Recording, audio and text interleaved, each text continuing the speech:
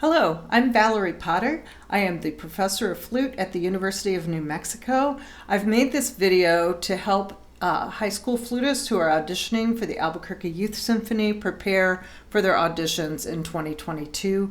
Today I will be walking you through the orchestral excerpts on that, plus giving you general advice about taking auditions. You will be playing scales on this audition. They've requested C major, D major, and G major, and they've asked for 2-octave scales. If you can do a 3-octave scale, I encourage you to do a 3-octave scale. I think it's always better to give a little bit more than a little bit less. So you might want to do a 3-octave C major scale, and that would sound something like this.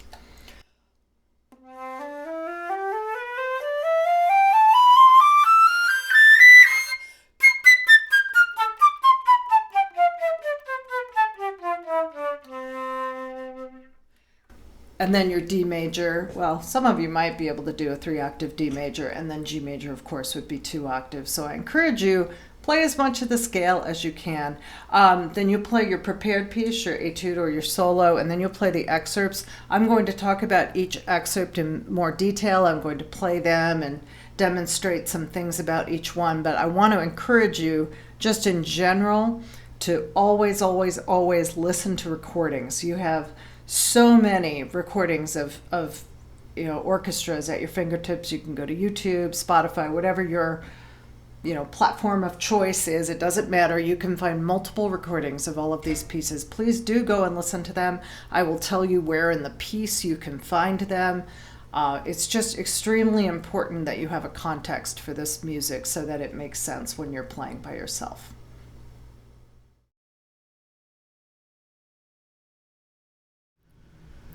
So the first excerpt you're asked to play is Capriccio Espagnol by Nikolai Rimsky-Korsakov. He was a Russian composer, composed in the later part of the 19th century. And this is a piece that has multiple movements. You can see here, this one's called The Scene of the Canto Gitano. This is number 4. So when you're looking at your recording, there's a really short opening, and then there's a longer, slower movement, and then a short movement, and then this one. So you can skip ahead in the recording probably to this moment in the piece if you don't want to listen to the whole piece.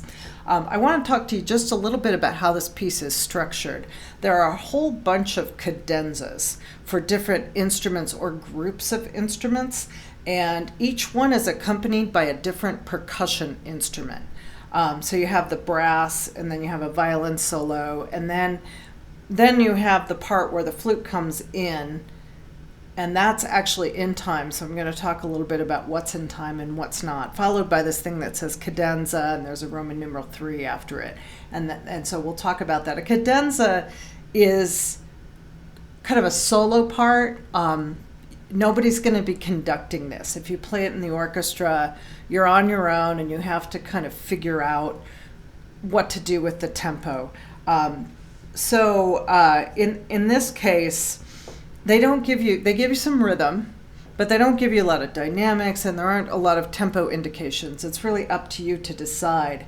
What I'm going to do when I do play the piece through is I'll play it all the way through, and then I'll go back and play the cadenza a second time so you can hear kind of different interpretations of the cadenza. I want you to know that there isn't just one way to play this cadenza. You shouldn't necessarily be trying to imitate me or anybody else with the cadenza. You should try different things, see what feels good to you, and just settle on something, and just know that you will have a unique interpretation of the cadenza, which will mean your tempo will be slightly different. I do want to point out that the last line of this excerpt, it says crescendo and accelerando. So he does give you one little piece of information about what he wants from this piece, even though it's not very measured and not very kind of preordained how you're going to play it. I just want to remind you, when you see crescendo, the first thing you should think is, am I soft enough so that I can get louder? And when you see accelerando, the first thing you should be thinking is, am I slow enough so that I can get faster? So don't get loud or fast too soon. Give yourself some room to grow. Okay, so cadenzas, kind of unique and interesting. I just want to point out that this opening section, when you go and listen to this and you listen to your recording, you will hear that the flute and the clarinet play together, and it is very much in rhythm. So there's a string accompaniment. They're going beedle-it-up, ba, beedle-it-up, ba. So it's very rhythmic what you're playing with. I'm going to take just the slightest little retard before the fermata, and it's traditional to do that. It's not written in the music. When you listen to recordings, just notice, do they take a little retard there? I bet they do. Some will take a big retard, some will take a tiny little retard, and maybe everything in between. But just know that is a tradition that does happen in this piece. So what I'm going to do now is I'm going to play the entire excerpt for you so you can hear it. And then after that, I'm going to go back and play the cadenza a second time, and I'm just going to do something different, just so you can get an idea of how that cadenza doesn't need to sound exactly the same with every player that plays it, or even every day that you play it. So this is the entire excerpt. Before I play the excerpt, whenever I play something in tempo, I always think tempo. So you can see the accompaniment part, there are cues on your page that show you. So I'm going to think ba-da-da, ba, ba-da-da, ba, be, da da da da da da. So you can get the idea. I'm thinking tempo first, and then I play. It's incredibly important that you establish a tempo before you play. So this is your Rimsky-Korsakov Capriccio Espagnol.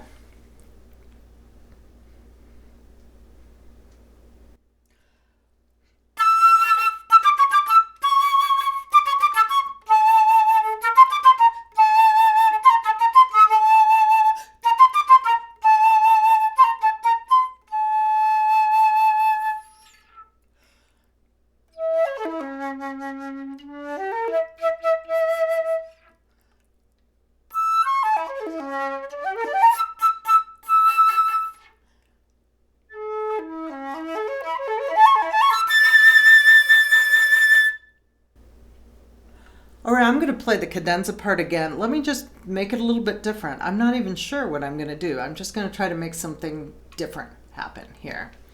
All right, so this is the cadenza again, just a few different choices.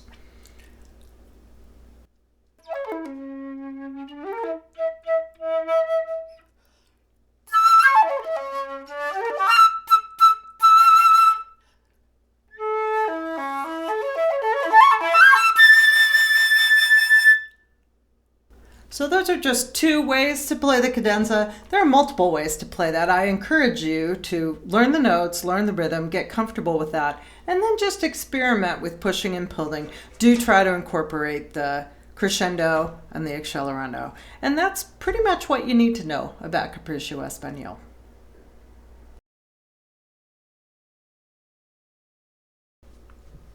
So the second excerpt is from the overture to Candide by Leonard Bernstein.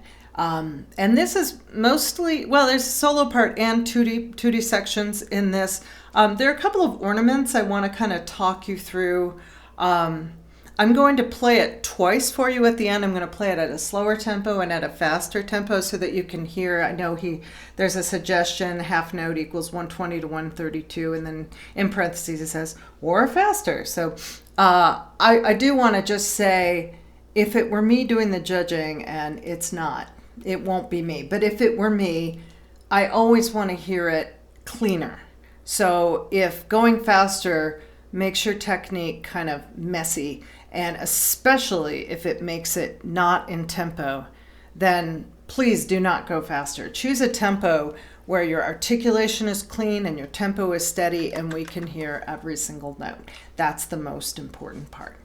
So the first thing I want to talk about are the trills. They're not complicated. First of all, make sure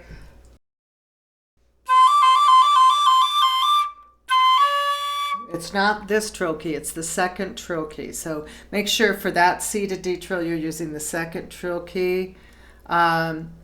Mostly what I want to mention is the faster you go, the fewer shakes of the trill you're going to be able to fit in. So if I go slower, I might be able to get 2 or 3 in there. I might be able to go. that might be okay. But as I go faster, that's not going to be possible. So that time I only did one shake. So it's really not important how many times your finger goes like that.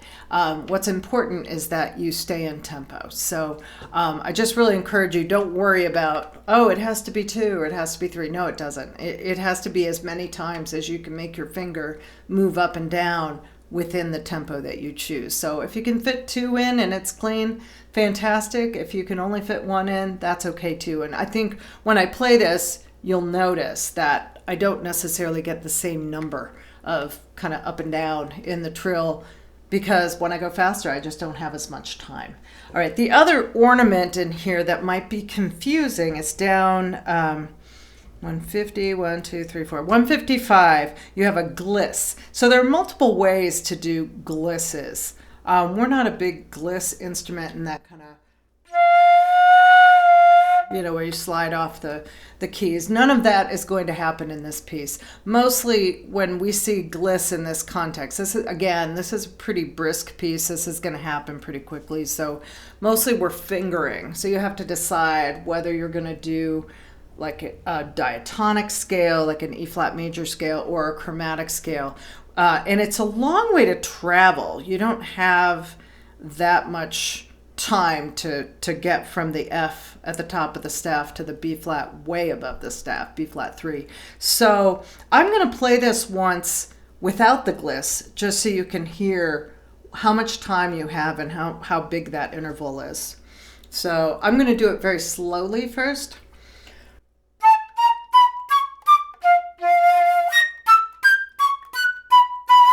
So obviously it's going to be quite a bit faster than that. The reason I did it that slowly is my strategy, or what my recommendation for you to try, is to play chromatically from the F up to the B flat that's an octave below the B flat where you're ultimately going to land, and then just pop up to the next octave. So let me do that really under tempo so you can hear what's happening. And then I'll do it up to tempo so you hear what it sounds like in that context. So this is the super slow motion version.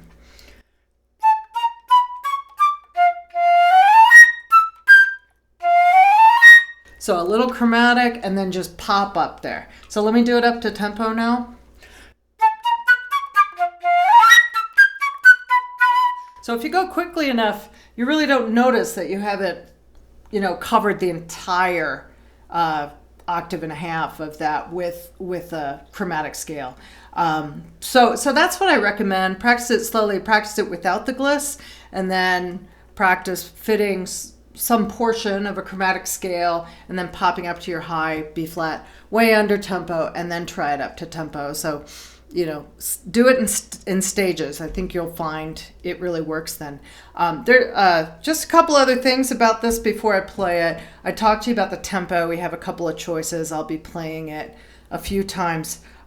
This is absolutely in the same tempo all the way through. This is one of those pieces where you won't do this on your recording, but when you're practicing, you could turn the metronome on and there would be no reason to turn the metronome off, because it is the same tempo from the beginning to the end. So I do encourage you to use your metronome. There's an old saying about auditions that you want to play in time, in tune, with a good sound. Of course, we want to sound beautiful too, but those are the 3 kind of technically the most important things. And this excerpt is a great example of that. Just in time, in tune, with a good sound. I want to talk about your measures of rest.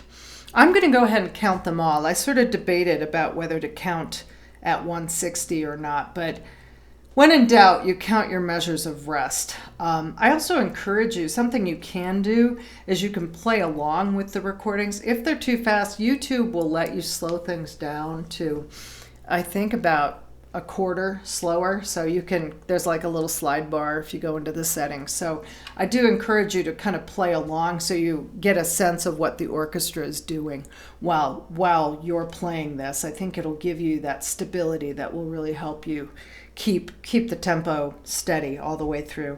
All right, so I'm going to play this excerpt from Candide I'm going to play it at closer to 120. So 120 is what they call the march tempo. So this is about 120. So this is the half note, and I'm going to, of course, think 1, 2, 1, 2. So this is the slower of the two tempos that I'm going to do. Again, I'd always rather hear it clean than fast. So if 120 is the tempo that works for you, play at 120. If you play at 120 and you're like, oh, I really want to go faster, great, go faster. But let's do the 120 version first. So this is half note equals 120.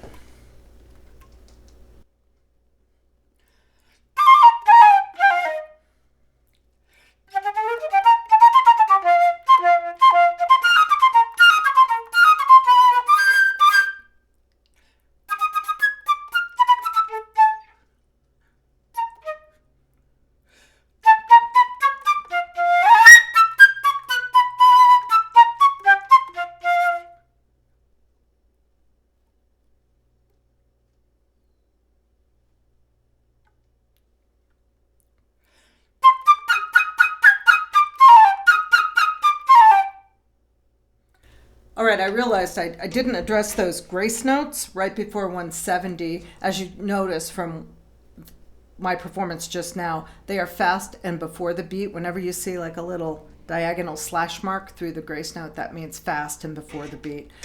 So, it's like if you were playing this on the piano, you'd play the notes at the same time. So as close to that, the F as close to the E flat as possible.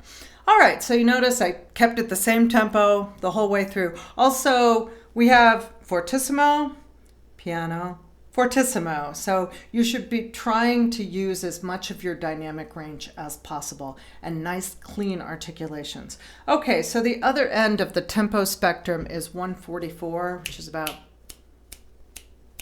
that tempo. So I'm going to play it again, and this is kind of, both of these tempos should give you a range, either what I just did or what I'm going to do now or something in between those. Just remember, you choose your tempo where you sound good. If you end up at 132, fantastic, that's great. But this will be closer to 144.